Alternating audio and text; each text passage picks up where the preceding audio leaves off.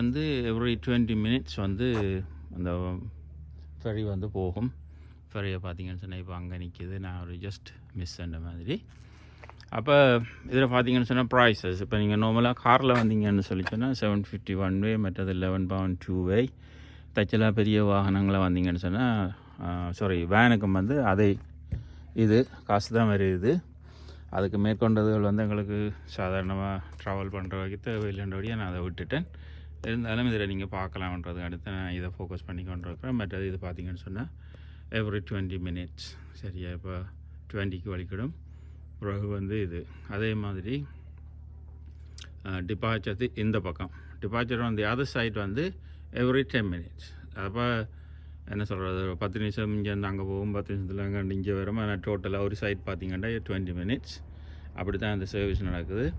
இதில் வந்து ஒரு ஃப்ரெண்ட் ஒரு இப்போ இதில் பார்த்துட்டு